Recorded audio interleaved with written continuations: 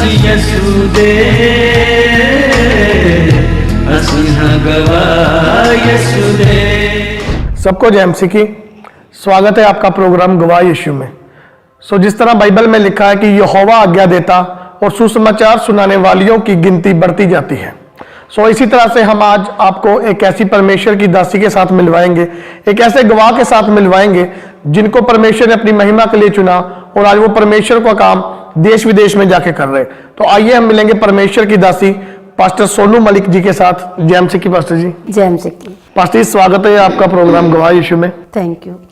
तो पास्टर जी, सबसे पहले मैं चाहता हूं कि आप दर्शकों को अपना इंट्रोडक्शन दीजिए कि आप कहाँ के रहने वाले हैं और कहाँ किस प्रकार से आप सेवकाई कर रहे हैं। मेरा नाम रेवरेंड सोनू मलिक है और मैं the grace of God church जो परमेश्वर ने मुझे ये दिया उसमें मैं काम करती हूँ। और बेसिकली तो मैं दिल्ली की रहने वाली हूँ, पैदाइशी मेरी वहीं की है, लेकिन परमेश्वर ने मुझे पंजाब में भेजा और मैं यहीं पे आके फिलहाल काम कर रही हूँ। तो पास्टर जी, हम जानना चाहते हैं कि मसीह में आने से पहले आपकी लाइफ कैसी थी। मसीह में आने से पहले मेरी लाइफ बहुत ही बुरी तरीके से मेरा जीवन चल रहा था और मेरी शादी हुई। मेरे हस्बैंड हरियाणा के जाट है और मैं भी सिख फैमिली से हूँ।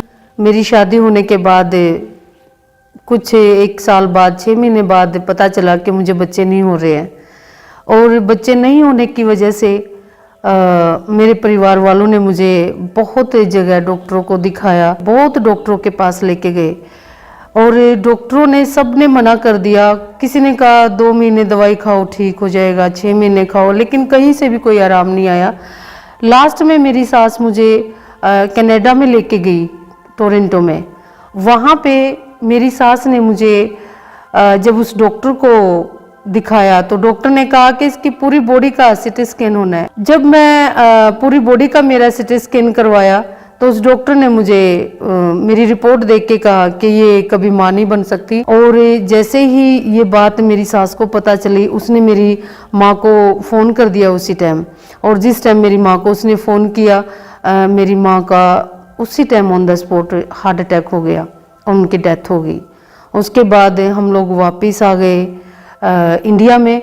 और इंडिया में आने के बाद इस ऐसे ही करते करते 8-9 दिन के बाद मेरी सास को भी हार्ट अटैक आ गया और उनकी भी डेथ हो गई। और मसीह से पहले मैं बहुत दुखी परेशान थी और मेरे हस्बैंड की और मेरी फिर इस बात से बहुत लड़ाइयाँ होने लगी। मैं बोलती थी कि आपकी वजह से मेरी मम्मी की डेथ हुई, वो बोलते थे कि तू अगर बच्चा दे देती तो मेरी माँ जिंदा होती, तेरी वजह से मेरी माँ की डेथ हो गई। इसी बात पे हमारी बहुत लड़ाइयाँ होती थी। हमारा जीवन नर्क हो चुका था और हमें कोई भी आस नजर नहीं आ रही थी कि कहीं से हम बच पाए। तो पास्टर जी, हम जानना चाहते हैं कि आपने प्रभु यीशु मसीह के बारे में, परमेश्वर के बारे में आपने कैसे जाना। जैसे कि मैंने बताया कि हमारी बहुत सारी लड़ाइयाँ होती थी, वैसे ही मेरे ताया सास ससुर ने हमें जैसे लड़ाइयाँ बहुत होने की वजह से हमको गोवा में भेज दिया कि आप लोग थोड़ा सा रिलैक्स होके आओ। जब हम गोवा में चले गए तो वहाँ पे भी जाने के बाद होटल रूम में भी हमारी बहुत लड़ाइयाँ होती थी और हम बहुत ही मतलब सोच नहीं पा रहे थे कि इस लड़ाई का अंत कैसे होना है। एक दिन ऐसे ही लड़ते लड़ते लड़ाई करके मैं अपने हस्बैंड के साथ नीचे रिसेप्शन पे आ गई और उस लड़की को मैं पूछने लगी कि आप मुझे बताए कोई यहाँ आसपास में कोई ऐसी जगह है कि जहाँ मैं बैठ के थोड़ा सा शांत हो जाऊँ। तो कोई मुझे गुरुद्वारे का ऑलमोस्ट मुझे चाहिए था कि मैं जाऊँ वहाँ पे। तो उसने कहा कि सिस्टर जी, मैडम जी, मैं तो एक क्रिश्चियन हूँ और आज सैटरडे, कल संडे है, अगर आपकी इच्छा हो तो मेरे साथ आप चर्च में चल सकते हैं। तो मैंने कहा कि चल ठीक है, मुझे तो अंदर से शांति पाना है, मुझे तो एक रिलैक्स होना है, चलो कोई बात नहीं, मैं कल आपके साथ संडे जरूर चर्च में चलूँगी। और जब मैं चर्च में गई तो वहाँ पे जो चर्च में जो वर्शिप हो रही थी वो कर्नाटक लैंग्वेज में हो रही थी। मुझे समझ में नहीं आ रहा था उनकी लैंग्वेज, लेकिन मुझे ना वो सॉन्ग सुन के, परमेश्वर की जो महिमा कर रहे थे वो सुन के मुझे अंदर से एक पीस फील हो रहा था, एक शांति सी फील हो रही थी। तो मुझे वहाँ पे बहुत अच्छा लगा, मेरा मन लग गया। मुझे वहाँ पे दिखाई नहीं दे रहा था कि किसकी पूजा हो रही है, क्या कर रहे हैं, कैसे कर रहे हैं, क्योंकि मैं तो उस बैकग्राउंड से आई हूँ कि मैं तो यही लैंग्वेज जानती हूँ पूजा पाठ का, लेकिन वहाँ कुछ नहीं नज़र आ रहा था मुझे, लेकिन शांति बहुत फील हो रही थी, शांति बहुत फील हो रही थी। तो लास्ट में उस लड़की ने पास्टर को बोला कि ये हमारे होटल में आए हैं और इनको ये मेरे साथ आना चाहते थे चर्च में, आप इनके लिए दुआ करो। जैसे ही उस पास्टर ने मेरे सिर पे हाथ रख के दुआ की, मुझे रोना निकल गया। इतना मैं रोई उस दिन, इतना ज़्यादा मैं रोई, जैसे एक छोटा बच्चा अपनी माँ की गोद में आके रोता है अगर कुछ हो जाता है तो, उतना मैं रोई उस दिन चर्च में। और जैसे ही मैं रोना बंद हुई, मुझे बहुत अच्छा लगा और उसके बाद मैं होटल में वापस आ गई। और ये मेरी पहला स्टेप है कि मैं प्रभु को उस दिन जानने लगी थी। उसके बाद मैं हर संडे चर्च जाने लगी, लेकिन मेरे हस्बैंड को चर्च जाना पसंद नहीं था। और चर्च मुझे लेके नहीं, आप भी नहीं जाना चाहता था, मुझे भी नहीं भेजना चाह रहे थे। तो वहाँ पे जैसे मुझे गोवा पसंद आ गया, तो मैं जैसे प्रार्थना करने लगी कि प्रभु जी मुझे गोवा में ही रहना है, इधर ही रहना है, मुझे वापस नहीं जाना। और ऐसा हुआ कि हम लोग ऐसे बैठे हुए थे, रेस्टोरेंट में खाना खा रहे थे, तो एक होटल का एक मालिक आया। उसने कहा कि मुझे ना कोई परचेज मैनेजर चाहिए मेरे होटल के लिए। और मेरे हस्बैंड ने होटल मैनेजमेंट का कोर्स कर रखा है एज ए परचेज मैनेजर।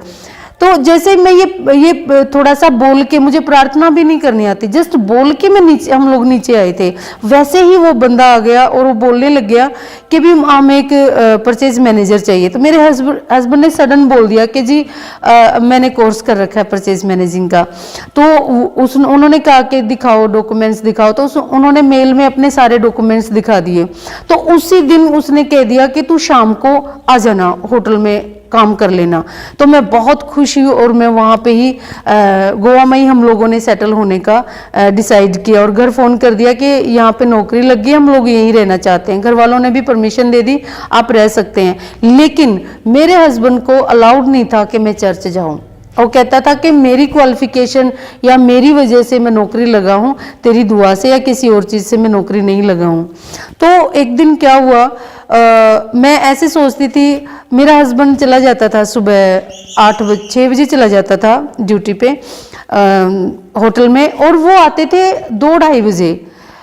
और मैं इसी बात का फ़ायदा उठा के मैं 8 बजे 8:30 चर्च जाती थी और 12:30-1 बजे तक मैं घर आ जाती थी। एक दिन क्या हुआ, प्रभु भोज था और उस दिन लेट हो गए आने में, और उस दिन बारिश भी बहुत आ रही थी, मुझे बस भी नहीं मिली और मेरे हस्बैंड जल्दी आ गए घर पे। और उन्होंने, जब मैंने दरवाज़ा खोला तो आगे मेरे हस्बैंड थे, उन्होंने मुझे घर में लेने से मना कर दिया, कहा कि तू वापस चली जा, तू वहीं पे रो जाके जहाँ से आई है, तू चर्च में ही रो, अभी पास्टर ही तेरी टेक केयर करेगा, मेरे घर आने की कोई ज़रूरत नहीं है। और मैंने कुछ नहीं बोला, कोई लड़ाई नहीं की, कुछ नहीं किया। मैं अपनी न्यू टेस्टमेंट बाइबल थी मेरे हाथ में, उसको लेके मैं नारियल के पेड़ के नीचे वहाँ खड़ी रही और मैं बस परमेश्वर को धन्यवाद करती रही, क्योंकि मैं कुछ ही दिनों से चर्च में जा रही थी तो मुझे समझ में भी नहीं आ रहा था प्रार्थना कैसे करनी है। तो 7 बजे मेरे हस्बैंड का एक दोस्त आया और उन्होंने आके दरवाज़ा खुलवाया। जैसे उन्होंने दरवाज़ा खुलवाया, मैं ऐसे नीचे से आके अंदर चली गई, अपने रूम में चली गई। मैंने फटाफट कपड़े चेंज करके मेरे हस्बैंड का फेवरेट खाना बनाया और उनको खिलाया। तो वो शॉक्ड हो गए कि मैंने इनको इतना टॉर्चर किया, उसके बावजूद भी ये इतना अच्छे से मेरे साथ बिहेव कर रही है, खाना खिला रही है मुझे, तो ऐसा क्या हो सकता है। तो उसने मुझे पूछा कि मैंने तुझे इतना टॉर्चर किया, इतना तुझे परेशान किया, उसके बावजूद भी तूने आके कुछ नहीं बोला और मेरा फेवरेट खाना बना के मुझे खिलाया है, तो तू कहाँ जाती है, दिखाओ मुझे वो किताब, मुझे दिखाओ, मैं भी पढ़ना चाहता हूँ, ऐसा उसमें क्या लिखा है। तो उस दिन उन्होंने उस नए टेस्टमेंट को अपने हाथ में लिया और रात को पढ़ना शुरू किया था। सुबह 5-6 बजे तक उसने पूरा न्यू टेस्टमेंट पढ़ा और सुबह उठ के मुझे कहता है कि मैं भी तेरे साथ चर्च में चला करूँगा। और उस दिन से आज तक हमने कभी संडे चर्च जाना नहीं छोड़ा और हम एवरी संडे हम चर्च जाते हैं और जो भी परमेश्वर का काम होता है हम बढ़ चढ़ के करते, कभी भी पीछे नहीं हटते। तो पास्टर जी, जिस तरह आपने अपनी टेस्टमनी में पहले बताया कि कैसे मतलब जब आपका सिटी स्कैन पूरी बॉडी का हुआ, तो फिर जब आपने प्रभु यीशु मसीह के बारे में जाना तो कैसे फिर प्रभु ने आपको कैसे बच्चे दिए या कैसे वो फिर हुआ सब कुछ? जब हम चर्च जाने लगे, मेरा हस्बैंड भी जब फिर एग्री हो गया कि चर्च जाना है, तो पास्टर ने कहा कि आप लोगों को परमेश्वर बरकत देगा, जरूर देगा, तुम हस्बैंड वाइफ दोनों चर्च में आओ। तो फिर हम हस्बैंड वाइफ दोनों चर्च में जाने लगे, हस्बैंड वाइफ हम दोनों चर्च में जाने लगे। उसके बाद 2009 में मैंने बपतिस्मा लिया और 2009 में ही मैं बाइबल कॉलेज गई। और जब मैं 2011 में मैं घर आई तो ये अप्रैल की बात है। उस टाइम पे एक परमेश्वर का दास रोड पे जा रहा था और मैं भी रोड पे खड़ी थी, सड़क पे खड़ी थी। तो उस परमेश्वर के दास ने मुझे कहा कि मुझे एड्रेस पूछ रहे थे मेरे से, कहीं जाना था उन्होंने। तो उनके गाड़ी में आगे एक क्रॉस लटका हुआ था, तो मैंने वो क्रॉस की पहचान करके मैंने उसको पास्टर को पूछा कि ब्रदर आप क्रिश्चियन हो, आप यीशु मसीह को मानते हो? उसने कहा कि हाँ जी, क्या आप भी यीशु मसीह को मानते हो? मैंने कहा हाँ जी। तो उसने कहा कि मैं पास्टर हूँ और मैं यहाँ गोवा में बंदगी करने आया हूँ किसी के घर, और मैं केरल का हूँ, मैं केरल से आया हूँ। और वो लोग बोलेरो गाड़ी में, बड़ी गाड़ी जो बोलेरो होती है उसमें वो 10-15 लोग थे।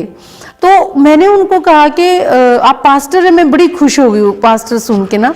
तो मैं उनको अपने घर ले गई सबको, और सुबह से बेचारे 3 बजे से चले हुए थे, तो मैं उनको अपने घर ले गई। घर ले जाके उनको खाना खिलाया, अच्छे से उन लोगों ने रेस्ट किया अपना। उसके बाद खाना खा के वो जाने लगे। उनको एड्रेस भी उनका मेरे घर के जस्ट पास में ही था। पता चला कि एड्रेस भी बहुत नज़दीक है, लेकिन वो समा था कि मेरे घर में बिताना था परमेश्वर के दास ने। तो उसने मुझे बोला कि परमेश्वर मुझे दिखा रहा है कि आपको ना एक बरकत देने जा रहा है, बच्चे की बरकत। तो मैं थोड़ा सा हंस पड़ी और मैं नहीं विश्वास कर पाई इस बात के लिए, क्योंकि मैं तो ऑलरेडी जो मेरी रिपोर्ट में आया था ऑब्वियसली मैं अपने आप को वही फील कर रही थी। तो उसने कहा कि मैं अक्टूबर में आऊँगा दोबारा, और जब मैं अक्टूबर में आऊँगा तो आपके पास वो बरकत होगी, आपके पेट में होगी वो बरकत। तो मुझे विश्वास नहीं हुआ। वो मुझे तेल एक प्रेयर करके एक ऑयल की बोतल देके गया और कहा कि प्रभु का लहू मैं तेरे को देके जा रहा हूँ और तू अपने पेट पे इसको अप्लाई करना और बोलना कि प्रभु जी तूने मुझे ये यूट्रस दिया है तो ये बच्चा पैदा करने के लिए दिया है, जिससे तूने बोला भी है कि इससे औरत की इज्जत होगी बच्चा पैदा होने से। तो मैं हर रोज मैं प्रार्थना करती थी, हर रोज मैं प्रार्थना करती थी। एक दिन क्या हुआ कि मैं और मेरा हस्बैंड और मेरे हस्बैंड के दोस्त हम लोग सब एक जगह गए थोड़ा घूमने के लिए बीच पे। तो वहीं से थोड़ा सा कुछ खा लिया हम लोगों ने, और घर आने के बाद मुझे उल्टियाँ स्टार्ट हो गई, और उल्टियाँ बहुत ज़्यादा उल्टियाँ स्टार्ट हो गई। अब मेरी उल्टियों को देख के मेरा हस्बैंड मुझे हॉस्पिटल में एडमिट करवाने के लिए लेके गया। वहाँ पे गोवा में बहुत सारे हॉस्पिटल, लेकिन एक लेडी स्पेशल हॉस्पिटल है, एक जेंट्स स्पेशल हॉस्पिटल है। और वहाँ पे लेडी स्पेशल हॉस्पिटल में जब मुझे सुबह 3 बजे एडमिट करवाया तो उन्होंने मुझे जाते ही नर्स ने मुझे चेक करके मेरा पेट और मुझे पूछने लगी कि ये आपका पहला बेबी है। तो मैं शॉक्ड हो गई एकदम कि क्या बोल रही है ये। फिर उसने मुझे बोला, उन्हें बड़े उससे बोला गुस्से से कि आपका ये पहला बेबी है। तो मैंने कहा मुझे समझ नहीं आ रहा। उसने फिर मुझे 3-4 बार पूछती रही, मैं उससे पीछा छुड़ाने के लिए मैंने बोल दिया हाँ मेरा पहला बेबी है। मैंने कहा हाँ मेरा पहला बेबी है। तो मुझे नहीं समझ आ रहा था ये सारी बातें। मैं सोचती रह गई मुझे ऐसा क्यों बोल रही है, या तो उल्टियों की वजह से बोल रही होगी, या फिर मेरा पेट टाइट हो रहा होगा उल्टियों की वजह से, उसके लिए बोल रही होगी, कुछ तो इसका रीजन होगा, ये सब बोल रही है। मैंने बोल दिया कि हाँ मेरा पहला बेबी है। 7 बजे जब डॉक्टर आई और डॉक्टर ने जब वो रिपोर्ट को देखा, और रिपोर्ट को देखने के बाद मुझे बोला कि आपका बेबी सेफ है और आपको किसी भी तरह की अब कोई प्रॉब्लम नहीं है, हमने ड्रिप लगा के आपके बेबी को भी और आपको भी सही कर दिया है। तो मैं सोच रही हूँ क्या बोल रहे हैं, बेबी बेबी क्यों बोल रहे हैं ऐसा, मुझे तो, मैं तो कभी माँ नहीं बन सकती हूँ ना। तो वो मैं सोचने लगी, और फिर मैंने उसको हिम्मत करके पूछ लिया कि डॉक्टर क्या मैं प्रेग्नेंट हूँ। उसने कहा हाँ तेरे को नहीं पता कि तू प्रेग्नेंट है, तू प्रेग्नेंट है। मैं क्या श्योर डॉक्टर? कहती हाँ पक्का तू 100%, देखो लिखा आया है कि कंसीव्स पॉजिटिव। मैंने देखा और मुझे बहुत खुशी हुई, और ये खुशी बताने के लिए मैं अपने हस्बैंड के पास गई और उनको मैंने इस खुशी के बारे में जब बताया, उनको विश्वास ही नहीं हुआ। सुबह से लेके रात तक जितने भी अल्ट्रासाउंड खुले थे, गोवा में मडगांव में हम रहते थे, सारे अल्ट्रासाउंड पे मेरा अल्ट्रासाउंड करवाया, और फिर उसको जब विश्वास हो गया कि मैं प्रेग्नेंट हूँ, वो बहुत खुश हुए, और हमारी खुशियों का जैसे ठिकाना नहीं था। और परमेश्वर ने मुझे 2 बेटे दिए, मैं 2 बेटों की माँ थी, और मुझे 2 बेटे हुए, एक 2012 में हुआ, एक 2013 में हुआ। परमेश्वर ने मुझे एकदम बैक टू बैक 2 बेटे दिए, एक 2012 में, एक 2013 में मुझे बेटा हुआ। फर्स्टली जिस तरह हम देखते हैं कि जब एक पर्सन मसीह में आता है तो कई बार क्या होता है कि उसकी लाइफ में कोई दुख परेशानी या प्रॉब्लम आ जाती है, तो कुछ लोग होते हैं वो क्विट कर जाते हैं। तो हम जानना चाहते हैं कि आपकी लाइफ में कभी कोई ऐसा पल या ऐसी प्रॉब्लम कोई आई हो जब आपको लगा हो कि नहीं मैं छोड़ दूं? ऐसे मेरी भी लाइफ में ऐसा आया, क्योंकि परीक्षा हर किसी की होती है, मेरी भी हुई। और जैसे दौर चल ही रहा था, सारी खुशियां थी घर में, जैसे मैंने बताया कि मुझे बेटा हुआ, तो जस्ट पहले बेटे के बाद मेरा दूसरा बेटा मैंने कंसीव कर लिया था। और उसके बाद कुछ दिन जब मेरा बेटा बड़ा बेटा मेरा साल सवा साल का था, और छोटा बेटा मेरे पेट में ही था, मुझे 5वां 6ठा महीना लगा था, उस टाइम पे मेरे हस्बैंड का काम छूट गया। ये मेरी परीक्षा थी, ये काम छूट गया, और वो उन्होंने डिसाइड किया कि हम वापस घर चलते हैं, हरियाणा वापस आते हैं। तो मैंने कहा कि नहीं, अगर वहाँ गए तो फिर हम चर्च नहीं जा पाएंगे, कुछ नहीं कर पाएंगे, हमने नहीं जाना है। तो उन्होंने कहा कि चल ठीक है, फिर तू डिसाइड कर तुझे क्या करना है। मैंने कहा नहीं, मैं प्रभु यीशु को छोड़ के मैं कहीं नहीं जा सकती, मुझे इन्हीं के साथ रहना है, प्रभु यीशु को नहीं मैं छोड़ सकती किसी भी कीमत में। तो वो मुझे छोड़ के, मेरे हस्बैंड मुझे छोड़ के चले गए कि ठीक है तू इधर ही रहो और मैं जा रहा हूँ अपने घर। जब वो समय मुझे छोड़ के गए, उस टाइम पे मेरे पास उतने पैसे भी नहीं थे, उतना खाने को के लिए भी नहीं था, एक बच्चा हाथ में, एक पेट में, बहुत ज़्यादा मुश्किल हो गई मुझे।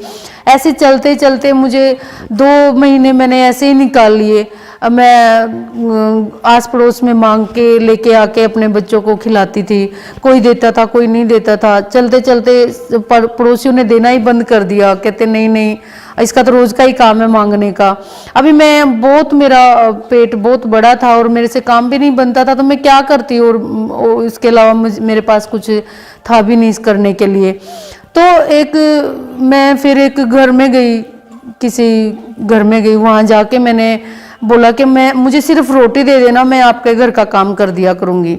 मैं वहाँ उनका झाड़ू पोछा बर्तन करने लगी, तो वो लोग मुझे रोज़ रोटी देते थे, और मैं वहाँ 15-20 दिन मैंने काम किया। तो मेरे से उठ के बैठा नहीं जाता था, क्योंकि मुझे 7वां महीना लग चुका था और बेबी बहुत बड़ा था, तो पेट बहुत बड़ा था, उठने बैठने में मुझे बहुत दिक्कत आती थी। उसके लिए उन्होंने मेरा काम छुड़वा दिया। फिर मेरे पास कुछ भी खाने को नहीं रहा, तो जैसे सारे कठोर हो गए, जैसे चारों तरफ से मुझे ना प्रॉब्लम आ गई। मुझे लग रहा था कि अभी मेरा मसीह में इतना स्ट्रोंगली चलना बड़ा मुश्किल हो गया है। तो मैंने क्या डिसाइड किया कि मैं अपने बेटे को अनाथ आश्रम में छोड़ के आ जाती हूँ। बड़े बेटे को अनाथ आश्रम में छोड़ के आ जाती हूँ और मैं आके अपने कुछ भी कर लेती हूँ, फिर मैं अपने जीवन को ख़त्म कर लेती हूँ। तो मुझे अनाथ आश्रम के सिस्टम का नहीं पता था। मैं अपने बेटे को लेके अनाथ आश्रम में चली गई और उस सिस्टर को मैंने बोला कि इसका डैडी हमें छोड़ के चला गया है और आप इसको अनाथ आश्रम में यहाँ रख लो, क्योंकि मैं इसको पाल नहीं सकती, क्योंकि ऑलरेडी मैं मेरे पेट में बच्चा है, मैं प्रेग्नेंट था। तो उन्होंने कहा कि नहीं, अनाथ उसको कहते हैं जिसके माँ और बाप दोनों नहीं होते, ये अनाथ नहीं है, आप हो इसकी माँ। तो उन्होंने मुझे कुछ बैड लैंग्वेज यूज़ करी, क्योंकि गोवा में बहुत सारे ऐसे काम भी होते हैं जो औरतें करती हैं। तो उन्होंने मुझे इस तरह की बैड लैंग्वेज यूज़ करी कि तू अपने बच्चों को किसी भी तरह से कमा के खिला सकती है। मुझे बहुत अंदर हार्ट हुआ और मैं बहुत मतलब अंदर से टूट गई एकदम कि ये इन्होंने मुझे क्या बोल दिया। मैं तो परमेश्वर की बेटी हूँ, मैं बड़ी दुखी होकर वहां से आ गई। आने के बाद मैंने अपने बेटे को, एक फुटपाथ चल रहा था, रोड चल रहा था कलंगुट बीच पे जाने के लिए, वो रोड पूरा भरा चलता था। मैंने एक फुटपाथ पे ही मैंने अपने बेटे को बिठा दिया और उसके आगे खिलौने डाल दिए कि कोई तो इसको देखेगा और ले जाएगा उठा के। और मैं दूर जाके छुप गई, बैठ गई और मैं वो खेलता रहा। फिर वो रोने लग गया, फिर वो रोता रहा। मैं कुछ देर तक उसकी तरफ देखा ही नहीं, वो बहुत रो रहा था। मैंने सोचा रोएगा तो कोई ना कोई इसको जरूर उठा के लेके चला जाएगा। और मैं उसको मैंने नहीं पकड़ा और रोता ही रहा, बहुत रोया। जब वो बिल्कुल हालत उसकी खराब होगी रो रो के, मैंने जाके उसको अपने सीने से लगा लिया और मैं लेके उसको घर आ गई। मेरे पास कुछ भी नहीं था, नमक डाल के पानी मैंने अपने बेटे को पिलाया और वो क्योंकि रो रो के थक गया था तो वो सो गया उसी टाइम पे। मैं बैठ गई परमेश्वर के सामने, मैंने कहा आज मैं मरने जा रही हूँ प्रभु, मेरे से और ये ज़िंदगी नहीं जी सकती, मैं नहीं जी पा रही हूँ। मेरे हस्बैंड भी मुझे, मेरा वो फ़ोन उसका नंबर जो था वो लग नहीं रहा था, मैं कहाँ जाऊँ मुझे समझ नहीं आ रहा था। तो मैं बैठ गई, मैं कहा प्रभु जी आज मैं अपना जीवन ख़त्म कर रही हूँ, आप इन दीवारों से अपनी महिमा लेना। क्योंकि मैं जगह जगह जाके परमेश्वर का काम करती थी, बहुत ट्रैक्स भी बांटती थी, छोटा नया नियम भी बांटने जाती थी, मैं बहुत कुछ करती थी।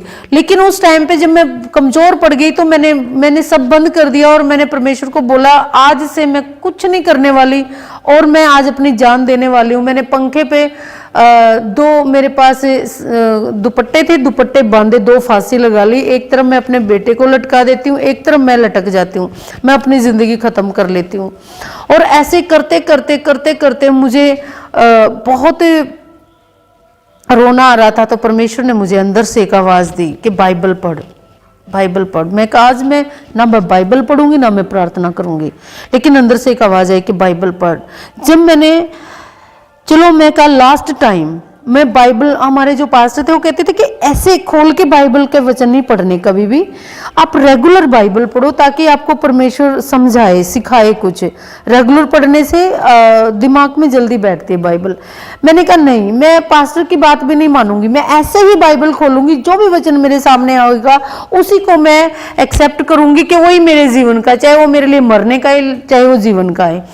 तो जैसे ही मैंने बाइबल खोली उसमें आया मुझे यशायाह 41 का 10 से लेके 13 तक, मत डर मैं तेरे साथ हूँ, इधर उधर मत ताक मैं तेरा परमेश्वर हूँ, मैं तेरा दाहिना हाथ पकड़ के कहूँगा मत डर मैं तेरे साथ हूँ। ये वचन मुझे जब मिला तो मुझे तसल्ली मिल गई और मैं रो रो के दुआ करके मुझे पता नहीं मुझे कब नींद आ गई। सुबह 7 बजे एक मेरी डोरबेल बजी, सुबह 7 बजे डोरबेल बजी, एक बड़ा लंबा चौड़ा बंदा एक आया तो मैं डर गई उसको देख के। मैं कहा हाँ जी, उसने कहा प्रेज लो सिस्टर, मैंने कहा हाँ जी प्रेज द लॉर्ड। मुझे लगा ये विश्वासी है और ये मतलब प्रभु को मानने वाला है। उसने कहा क्या मैं अंदर आ सकता हूँ? मैं कहा हाँ जी आ जाओ। उसने सोफे पे बैठा, उसने कहा सिस्टर एक गिलास पानी पिला दोगे? मैं डर डर के मैं पानी लेने गई क्योंकि मैं अकेली थी घर में, ऊपर से दुखी भी बड़ी थी, मैं परेशानियों में बहुत उलझी हुई थी। तो जब उसको मैंने पानी पिलाया उसने कहा सिस्टर जी आप बैठ जाओ, आप शांत होके बैठो इधर मेरे पास। कहा कि मैं एक हफ्ते पहले आप लोग मैं दुआ कर रहा था, तो परमेश्वर ने मुझे आपका फेस दिखाया, आपका एड्रेस दिया और एक लिस्ट दी मुझे कि ये लिस्ट का सामान इस बहन के पास पहुंचाना है। और मैं तमिलनाडु से आया हूं और मेरा नाम जॉनसन है। तो मैं हैरान हो गई कि मैं तो इसको जानती ही नहीं हूँ। तो उसने नीचे फ़ोन किया और 2 बंदे और आए और वो बड़े बड़े बोरे लेके आए सामान के। और जब वो बोरे लेके आए मेरे घर, और मैंने कहा ये क्या है? कहता ये वो सामान है जो परमेश्वर ने हमें लिस्ट दी थी। मैं कहा ठीक है। और उसने जाते हुए मेरे हाथ में 10,000 रुपये ऑफरिंग भी देके गया, दुआ करवा के गया, ऑफरिंग देके गया। जब वो देके गया, चलो मैं उनको छोड़ने जाती हूँ बाहर। जब मैं बाहर जैसे गई, जैसे यहाँ से एक गेट यहाँ से निकलता है, उधर बालकनी है, जैसे रोड पूरा दिखता है बालकनी से। तो वो यहाँ से निकले हैं और मैं यहाँ से मैं रोड बालकनी में देख रही हूँ कि भी मैं देखूँ वो कहाँ तक गए हैं, और वहाँ तक पहुँचे ही नहीं, और बस सीढ़ियों से ही गायब हो गए और वहाँ तक ही नहीं पहुँचे। और जब मैंने देखा कि उन्होंने फ़ोन किया है तो नीचे वाइट कलर की गाड़ी खड़ी थी। तो जब मैंने देखा तो गाड़ी भी नहीं है। मैंने उसी टाइम मैंने सिक्योरिटी गार्ड को फ़ोन किया कि कोई गाड़ी आई है या गई है, आई है कोई गाड़ी वाइट कलर की? कहते मैडम जी सुबह से ना तो कोई गाड़ी बाहर गई है, तो ना कोई अंदर आई है। तो मैं हैरान हो गई इस बात के लिए, और मैं परमेश्वर का बहुत धन्यवाद करने लगी। और मैं बड़ा रो रो के दुआ की। मैंने खाना बनाया, सब कुछ उसमें था, पनीर था, सब्जियां थी, सारे 10 किलो चावल, चीनी, सारा राशन घर का सब कुछ था। जब मैंने खाना खुना बनाया, मेरे बेटे को उठाया, तो देखती हूँ बालकनी से मेरे हस्बैंड भी आ रहे हैं, मेरे हस्बैंड भी आ रहे हैं उधर से। तो मेरे हस्बैंड आए तो मुझे गुस्सा आया पहले तो कि मैं इतना दिन के बाद 3 महीने बाद आए हैं। तो जब आए तो उन्होंने मेरे आते मेरे आगे हाथ जोड़े और कहा कि मुझे तो कुछ मत पूछना कि मैं कहाँ गया था और कैसे रहा। मैंने आज तक उनसे नहीं पूछा कि वो कहाँ गए थे और कहाँ से आए हैं। इसके बाद फिर परमेश्वर ने मुझे चुना एज ए पास्टर। और इस बीच से इससे पहले हमारा बहुत अच्छा बिजनेस चल रहा था, A4 साइज पेपर का इंपोर्ट एक्सपोर्ट बिजनेस था। और हमने थाईलैंड में फैक्ट्री भी खरीद ली थी, हमने घर भी खरीद लिया था, सारा बहुत कुछ अच्छा चल रहा था। उन्हीं दिनों में एक परमेश्वर के दास ने मुझे कहा कि जो मेरे अभी आत्मिक पिता हैं बिशप गुलजार मसीह, उन्होंने कहा कि परमेश्वर ने तुझे एक बुलाहट दी है, तू परमेश्वर की सेवा कर एज ए पास्टर। उसके बाद मैंने सोचा चलो ये बुलाहट अच्छी है, वैसे भी मेरा काम मुझे बहुत ऐसे लगता है कि मैं परमेश्वर का काम करूं। इसी बीच 2009 में मुझे परमेश्वर ने एक विजन दिया था कि मैं एक दरवाजा है वो मैं खोल रही हूँ, तो सामने देख रही हूँ बहुत बड़ी यूनिवर्सिटी है और वहाँ पे सारे पास्टर काम कर रहे हैं। तो वो विजन था मेरे लिए, लेकिन मैं इग्नोर कर दिया क्योंकि मुझे नहीं पता था कि ये इसके लायक मैं बनूंगी, क्योंकि मेरे हस्बैंड की सैलरी बहुत कम थी। तो मैं इतना बड़ा विजन उस सैलरी के हिसाब से नहीं पूरा कर सकती। आगे चल के फिर एक दिन दिखा 2011 में, फिर मुझे 2015 में ये विजन इसके विजन के साथ ही मुझे आवाज आई, सोनू ये सच है। तो मुझे लगा कि ये विजन मेरे लिए मायने रखता है, इस विजन को लेके मैं चलूंगी। उसी टाइम 2017 में परमेश्वर के दास ने मुझे कहा कि तू एज ए पास्टर परमेश्वर ने तेरी कॉलिंग है। और 2017 21 जून को मैं एज ए पास्टर नियुक्त की गई, मेरा ऑर्डिनेशन हुआ। इसके बाद इससे पहले मेरा बहुत बड़ा बिजनेस था, जैसे कि मैं बोल चुकी हूँ, और मेरे हस्बैंड का, और हम दोनों पार्टनरशिप में काम करते थे, मैं और मेरा हस्बैंड। मेरा हस्बैंड बाहर का काम देखते था, हमारा इंपोर्ट एक्सपोर्ट का चाइना से था, फिलीपींस से था, और थाईलैंड से था, इंडोनेशिया से हमारा पेपर आता था, काफ़ी सारी 7-8 कंट्रियों से हमारा पेपर आता था, और हम दोनों हस्बैंड वाइफ उसमें काम करते थे। जब मेरी परमेश्वर ने बुलाहट की और मैं प्रभु में आ गई और मतलब मैं पास्टर बनने के लिए नियुक्त हुई, जैसे ही मेरा पास्टर का ऑर्डिनेशन हुआ, मेरा सारा बिजनेस लॉस होता चला गया।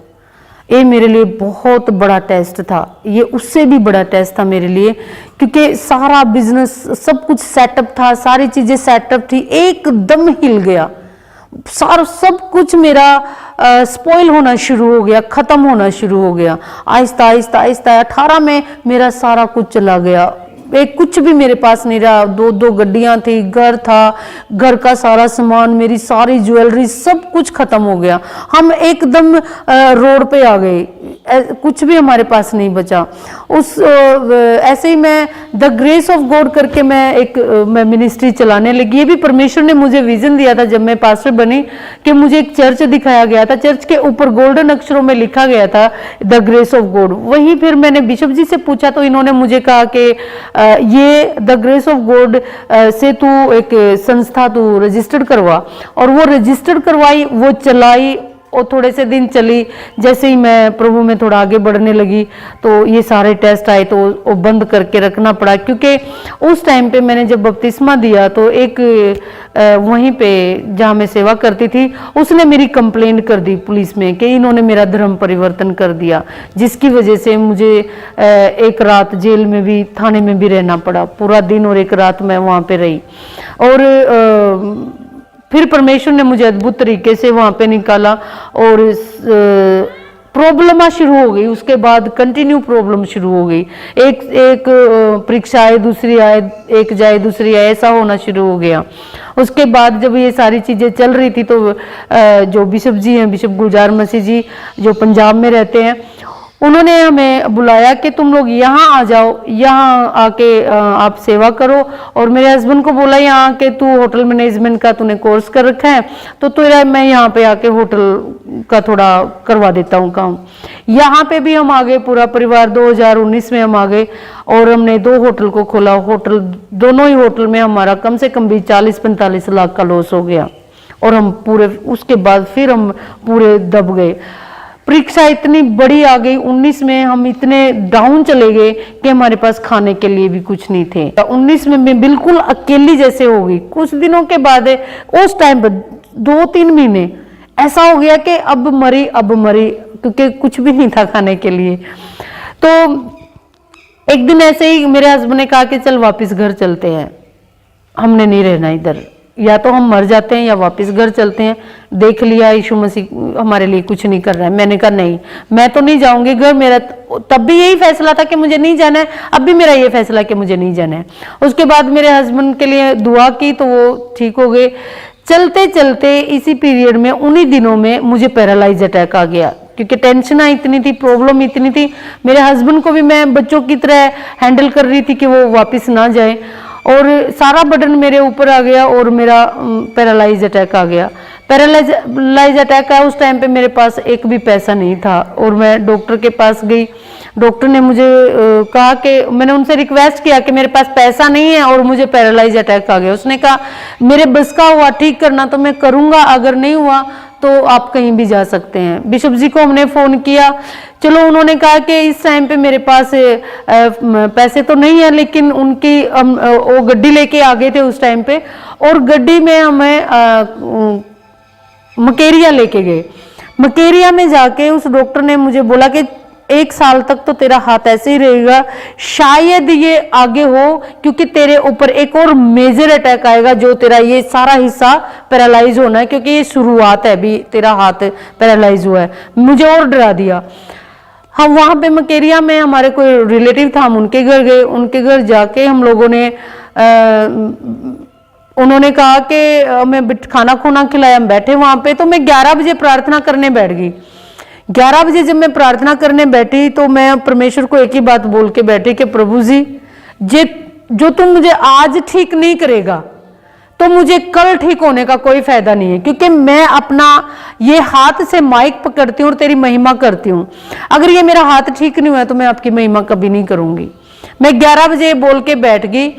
कब 5 बज गए और कब मेरा हाथ ऊपर उठ के हालेलुया हालेलुया करने लगा, और कैसे परमेश्वर ने मुझे ठीक किया मुझे भी नहीं पता चला। और फिर परमेश्वर ने मेरा ये हाथ ठीक किया। उसके बावजूद ऐसे ही सिचुएशन ऐसी ही चल रही थी। उसके बाद पैरालाइज के बाद मेरे पास बिशप गुलजार मसीह जी और रेवरेंट विक्की मसीह, दोनों मेरी सपोर्ट बन के परमेश्वर ने खड़े कर दिए। इन लोगों ने, इनके परिवार ने मेरा हाथ पकड़ लिया। उसके बाद चलते चलते मेरे हस्बैंड का वीज़ा आ गया, और वीज़ा आने के बाद मेरे हस्बैंड साउथ कोरिया चले गए। 2020 में मैं कहती हूँ सारी दुनिया में कोरोना था, लेकिन मेरे हस्बैंड दिन दुनी रात चौगनी तरक्कियाँ कर रहे थे।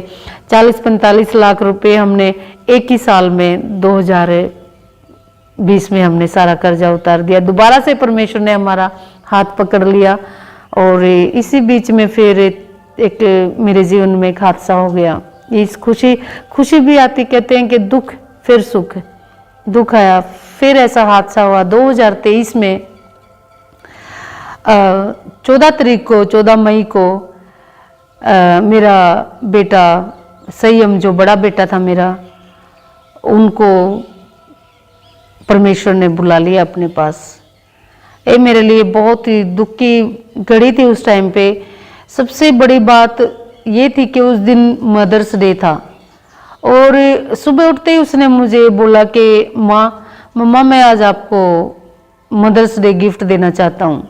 उससे पहले उसने अपने पापा से भी फ़ोन किया 1.5-2 घंटा बाद किया, और कहा कि मैं मम्मा को एक बड़ा गिफ्ट देना चाहता हूँ, आप 10,000 रुपये मेरे मम्मा के अकाउंट में डाल दो, और मैं बड़ा गिफ्ट देना चाहता हूँ।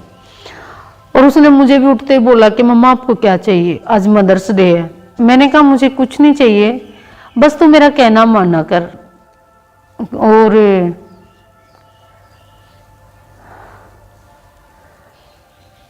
उसने मेरे हाथ पे हाथ रख के कहा कि ठीक है मम्मा, मैं आपका कहना मानूंगा, कभी भी आपका कहना ऐसा नहीं करूंगा, आज से मैं आपका सारा कहना मानूंगा। और सॉरी,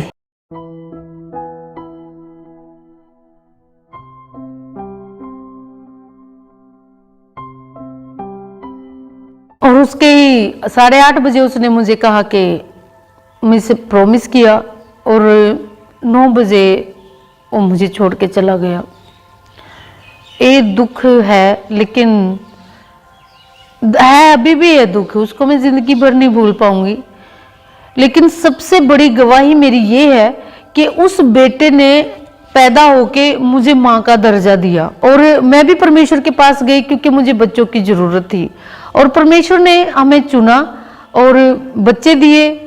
ये अलग बात है कि अयूब जैसे कहता है कि उसने दिया उसी ने ले लिया, उसके नाम को, उसका नाम मुबारक हो, उसके नाम को हम मुबारक आखते हैं, बोलते हैं। और परमेश्वर का धन्यवाद करती हूँ कि अभी मेरा एक बेटा है, एक और बेटा है रोबिन मलिक, और बहुत अच्छा है, बाइबल पढ़ता है, प्रार्थना करता है, और हेल्थ वेल्थ अच्छी है। अभी 6th में जा रहा है, बहुत अच्छा है, अभी पीस है लाइफ में, अच्छा है। दुख तो है इस बात का, लेकिन और कोई दुख नहीं है, और परमेश्वर ने टाइटली हमारा हाथ पकड़ा हुआ है। The grace of God ministry को हम चला रहे हैं, एक हमारी टीम बनी हुई है, और वो टीम जैसे 2019 में जिन लोगों ने मेरा हाथ पकड़ा था, बिशप गुलजार मसीह जी, रेवरेंट विक्की मसीह जी, आज तक वो मेरा हाथ पकड़े हुए हैं। इस द ग्रेस ऑफ गॉड को चलाने में भी सबसे बड़ा हाथ उन्हीं का है। उन्होंने ही मुझे इनकरेज किया, क्योंकि मैं तो टूट चुकी हूँ, जैसे मैंने बताया था, आगे मैं नहीं करना चाहती थी कुछ भी। उन्होंने ही मुझे इनकरेज किया और आज इस सेवकाई के लिए मुझे खड़ा किया। मैं परमेश्वर का बहुत धन्यवाद करती हूँ। और अभी मैं द ग्रेस ऑफ गॉड चला रही हूँ, कम से कम अभी ऑर्डिनेशन हुए थे पिछले साल, कुल मिला के 19 चर्च हम बोल सकते हैं परमेश्वर ने दिए हैं। और अभी अनाउंसमेंट भी हुआ, जैसे कि मेरे पिछले महीने हमने अनाउंसमेंट किया कि हम लोग एक यूनिवर्सिटी बनाने जा रहे हैं, जिसमें ऑलमोस्ट हम पास्टरों को ही उसमें आगे रख के काम हम करेंगे। हर चीज़ में हम पास्टरों का इन्वॉल्व करेंगे, और क्योंकि परमेश्वर के दास है, जो परमेश्वर ने मुझे विजन दिया उसको परमेश्वर पूरा जरूर करवाएगा। तो पास्टर जी, जो लोग अभी भी अंधकार में फंसे हैं या पाप में फंसे हैं, तो आप उनके लिए क्या मैसेज देना चाहते हैं? जो लोग अंधकार में फंसे हैं वो मेरी गवाही को सुने। मैं भी अंधकार में फंसी हुई थी, लेकिन परमेश्वर ने मुझे कैसे अद्भुत तरीके से निकाला है और निकाल के कहाँ मुझे खड़ा किया है। दुख दर्द परेशानियां इस धरती पे हैं, लेकिन हमें आस है, हमें पता है हमें कहाँ से सुख मिलेगा और कहाँ से हमें शांति मिलेगी। कौन हमें ये सारी चीजों से बाहर निकाल सकता है? और सिर्फ यीशु मसीह ही है। उन लोगों के लिए यही मैसेज है कि प्रभु यीशु पे विश्वास करके हम अपने जीवन को आसानी के साथ जी सकते हैं, परेशानियों के साथ नहीं। पास्टर जी, हम आपका बहुत बहुत धन्यवाद करते हैं। हमारी पूरी गवाह यीशु की टीम आपका बहुत धन्यवाद करती है। आपने अपना कीमती समय दिया और अपनी टेस्टिमनी को शेयर किया। तो जय मसीह की पास्टर जी। तो जिस तरह आपने देखा कि कैसे परमेश्वर ने इनके जीवन में काम किया और कैसे परमेश्वर ने इनको अपनी महिमा के लिए चुना और आज ये परमेश्वर के कार्य को कर रहे हैं, तो मेरा विश्वास है इस बड़ी गवाही के द्वारा परमेश्वर आपके जीवन में एक बड़ा बदलाव लेकर आएगा। सबको जय मसीह। अगर आप परमेश्वर के कामों को आगे बढ़ाने के लिए इस सेवकाई में अपना योगदान देना चाहते हैं तो आप इस QR कोड को स्कैन करके गूगल पे के द्वारा अपने दान भेज सकते हैं। अगर आप विदेश से अपने दान भेजकर परमेश्वर के कामों को बढ़ाना चाहते हैं तो आप इस बैंक डिटेल्स का इस्तेमाल करके अपने दान भेज सकते हैं। परमेश्वर आपको आशीष दे। तो मेरे प्रिय भाई बहनों, अभी आपने एक बहुत बड़ी अद्भुत गवाही को सुना। तो मेरा विश्वास है परमेश्वर इस गवाही के द्वारा आपके जीवनों में 100 गुना फलों को लेकर आएगा। आप इस टेस्टिमनी को अपने दोस्तों के साथ, फैमिली मेंबर्स के साथ शेयर जरूर करें ताकि वो भी जान सके कि परमेश्वर कैसे लोगों के जीवन में काम कर रहा है। मेरा विश्वास है परमेश्वर इस गवाही को सुनने के बाद आपके जीवनों को सेम नहीं रहने देगा। आप हमारे चैनल गवाह यीशु दे को सब्सक्राइब कर लें ताकि आने वाले दिनों में आप परमेश्वर की और गवाहों के साथ मिल सके। अगर आप भी अपनी टेस्टिमनी हमारे साथ शेयर करना चाहते हैं तो नीचे आपको एक ईमेल आईडी दिखाई दे रही होगी, आप उस ईमेल पर अपनी डिटेल शेयर कर दें, हम आपके साथ कांटेक्ट जरूर करेंगे। मेरा विश्वास है परमेश्वर आपके जीवनों को सेम नहीं रहने देगा। God bless you all. सभी को जय मसीह। यीशु दे असीं हां गवाह यीशु दे।